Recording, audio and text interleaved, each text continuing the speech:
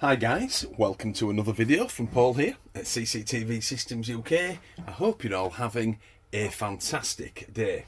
Now, today I want to do part 2 of a 3-part video series into the alarm inputs and outputs on the rear panel of these Hikvision HVRs, or a DVR or an NVR, whichever you may have. This is the very latest HVR, the IDS 7208 HU-HI-M1/S. It's a fantastic machine, the very same machine I have in my own home, which says an awful lot about it. So, part 1 of the video was all about the inputs, and you will be able to see here 2 pieces of Cat5 that I've got that run straight out to a PIR sensor here. Please go back and have a look at that video. The link is in the description, and then everything that I show you from now on will make a lot more sense. It's definitely worth a look-see. Now, I did promise that part 2 of this video will be on the outputs, specifically about switching 12 volts DC. And when I talk about switching, I'm basically talking about activating 12 volt items. So we've got a rotating beacon here. One of the other items that we like on the 12 volt DC side is the sirens, but of course they are a little bit limited on how loud they can be with 12 volts. But as you can imagine, a car horn, of course, uses 12 volts DC, so they can still pretty much get up there, you know. But just for this video, so we're not upsetting all the neighbours, I'm going to use a rotating 12 volt DC beacon. So please go back, have a look at video number 1, and again, this will make a lot more sense. So let's talk about the wiring today. Just forget about this PIR, it will come in a little bit later on. So what I've done is, I've wired, and you can see it here in yellow, I've wired the positive from this unit here, so that cable with the yellow tape on goes directly into the positive of the unit, and I've also put into this side of a junction connector a red cable, again marked in yellow, so you can see that that is a 12 volt DC link. Here we have a 12 volt DC power supply. One of the reasons why 12 volt DC units are so handy is because every piece of coax CCTV will be run by 12 volts DC, unless it's the POC equipment, which we've done lots of videos on, but all your power supplies are 12 volt DC. They usually come in 1s, 2s, 4s, 8s, 16s and 24s. There are a couple of bigger ones out there. This is a single 2 amp one, and all I've done is put a double tail on it, so we can not only power this unit up, but I can show you the PIR sensor powered up as well later on. So, on the other end of this red positive is a female DC plug. You've all seen these before. So we've basically got power coming from the DC plug, the male, which is the positive, running straight into the positive and into this unit here. So that is a constant 12 volts. But what we want is, we need to switch this. So we need something to open and close a circuit. And because we've got the positive directly to the unit, which you should have, don't ever put a positive into the back of your CCTV system, we're going to use the neutral as the switch. So, it'll be hard to see in this light, but I'm going to get my pen. There is a black cable here, which is the neutral from this particular item. And there is a brown piece of single Cat5. And then we also have a single piece of brown Cat5 here in the actual power supply. And what we're going to do with those is, we're going to use these as the switch wire.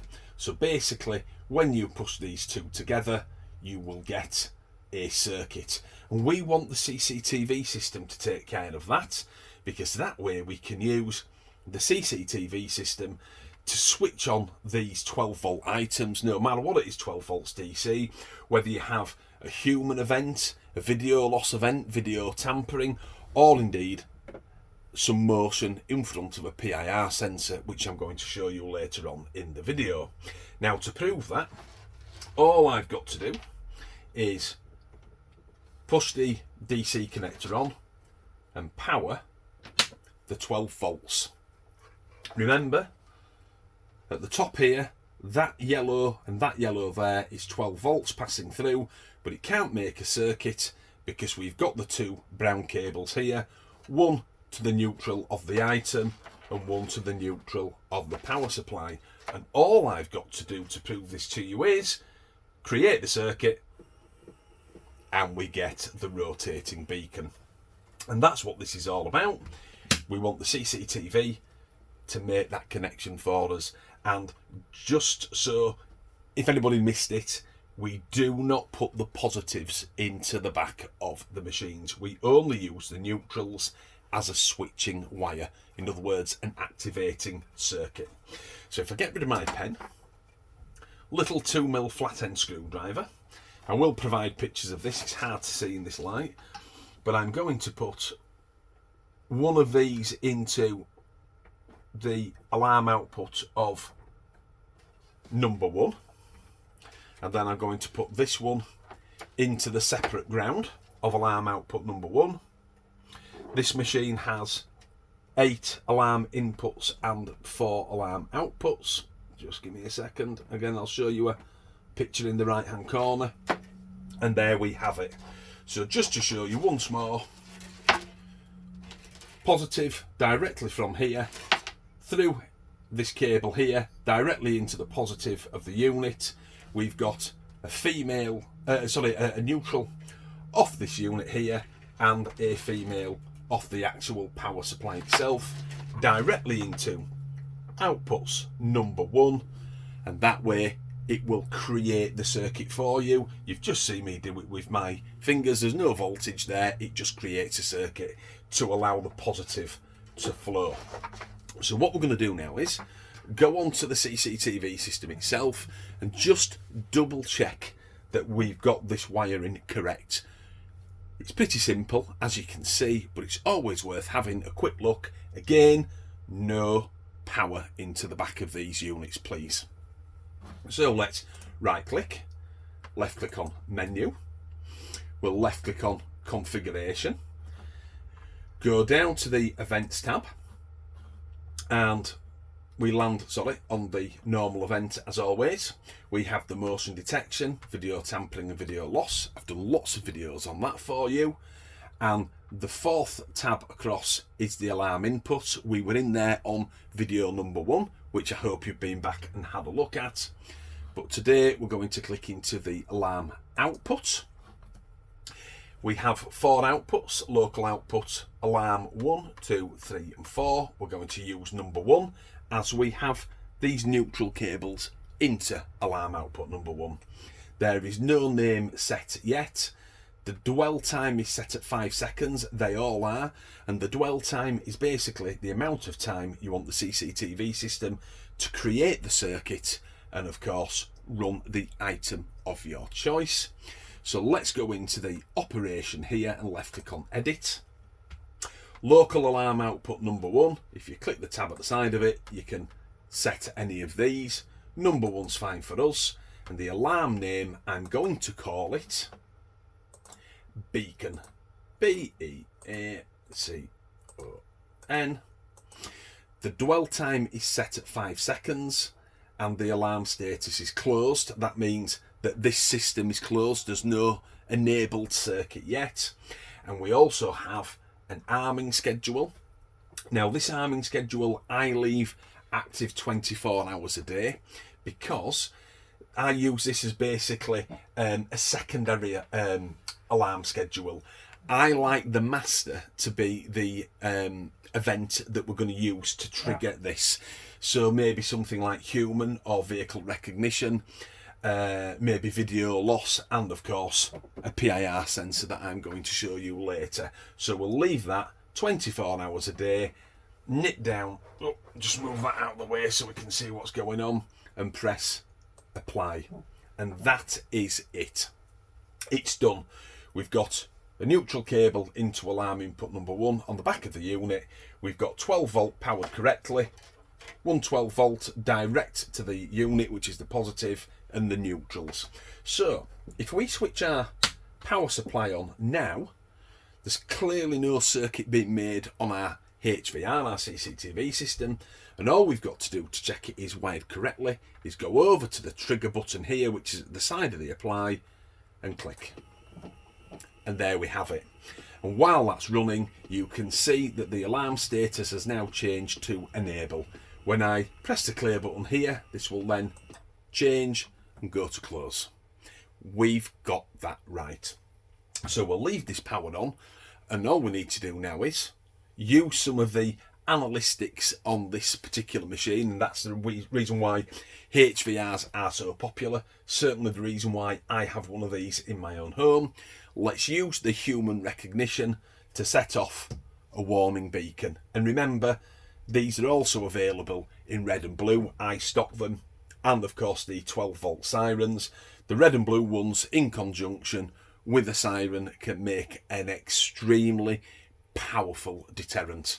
If it's for a commercial property, why wouldn't you? You've seen how easy it is to wire this up. We carry it all in stock. If you want it, let us know. So let's come out of here, and seeing as we're on the normal events tab still, let's just nip over to motion detection. Here is my side garden location, as always. These machines are set with the human and vehicle recognition as standard, so they're enabled. The sensitivity is 20%. The false alarm reduction, which is the AI, the analytics, not to be confused with the false alarm filter, which I've done videos on, is set, and it's set for humans and vehicles. Now, you're never going to get a vehicle into my side garden because there's just no access. So I might as well leave the vehicle on. Remember, it's going to see me as a human and identify me as a human, but it could be a vehicle at the front or side of your property, which would also set this rotating beacon off. I'll go into the arming schedule. This is what I use as the master. Remember, in the alarm output, I said I do like to leave that one set 24 hours a day. So this one will be in control. You can take any of this out, set this schedule to anything that suits you. And more importantly, over to the linkage section.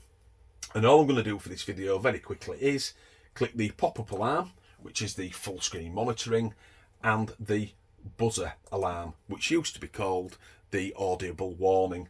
The Notify Surveillance Centre is also under there, which would push a notification through to my phone, and the email tab is also under there as well. But I'm just going to click that one, as I have already, pop-up window and the buzzer, but the alarm output linkage is right to the right hand side of it there, and I'm going to click local number 1. Remember, our neutrals are into alarm output number 1. And simply press apply. That's it, it's done. So now this machine is looking for, put it onto full screen, is looking for a human. When it sees a human, you will see this jump onto full screen. You will hear a bleep from this HVR, and then you will see the rotating beacon activated. And remember, it's been activated by the power from this power supply. These outputs don't have any voltage. Well, they do have some voltage, but it's extremely limited and certainly won't turn anything like that. I've also left the live target data on here on the left hand side, so you should see a little snapshot of yours truly appear at the same time. Let's give it a go, shall we? I know it's raining outside, but I've got my CCTV hat on, and let's give it a bash. Here we go.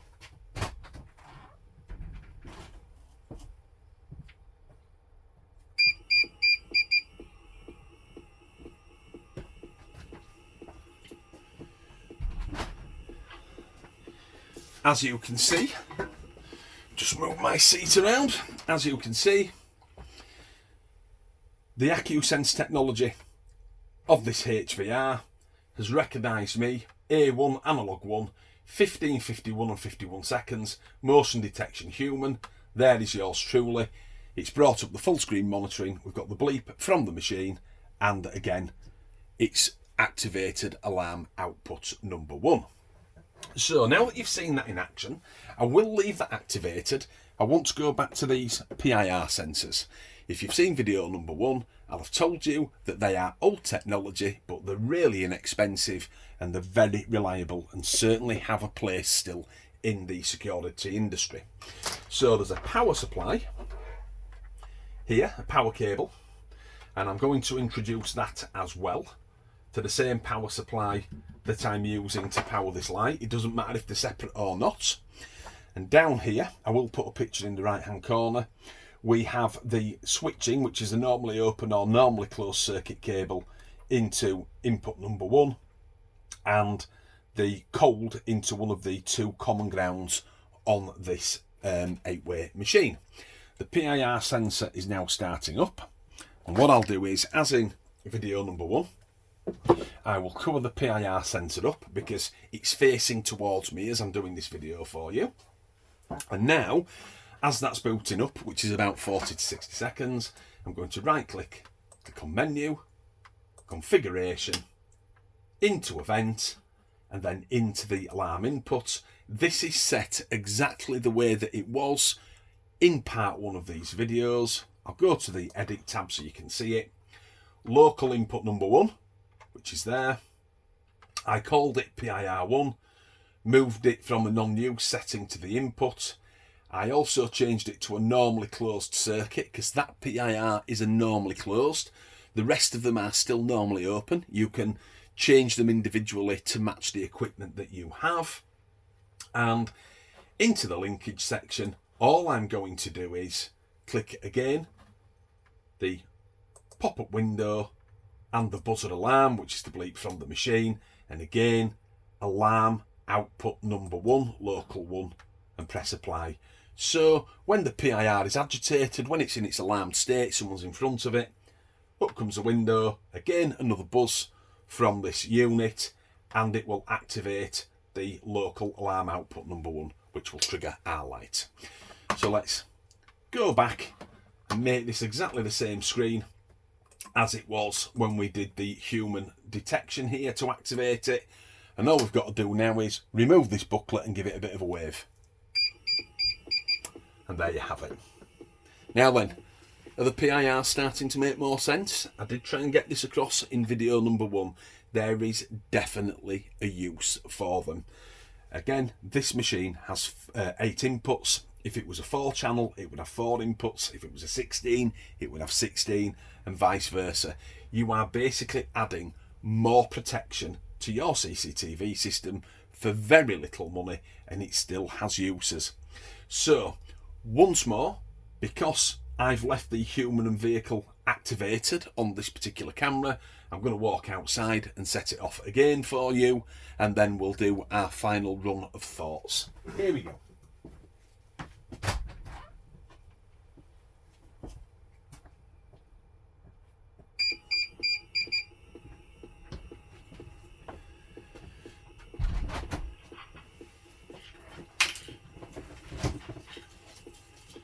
And there we have it. Once again, another event, this time at 15:53 and 53 seconds, motion detection human, as the analytics of this machine, the Acusence technology, has identified me as a human. It's fired over the circuit with power externally and given us our flashing beacon. Again, use a couple of beacons if you like, and a siren, not a problem at all. Definitely worth a video, I think you will agree. So, I hope you've enjoyed this video. It's something that not everybody has on their system, but when you consider how inexpensive these beacons can be, certainly like I said, the red and blue ones are our favourites, and how inexpensive the PIR sensors are. And remember, that's another notification that you can get from your PIR sensor to tell you that alarm input 1 has been armed, so you know that somebody is either in your property or on your property. Why not? for such a small amount of money, it gives extra protection. So, I hope you've enjoyed this video on switching 12 volts DC. As promised, video number 3 will be coming next, and that is going to be about these things. How to switch to 40 volts AC.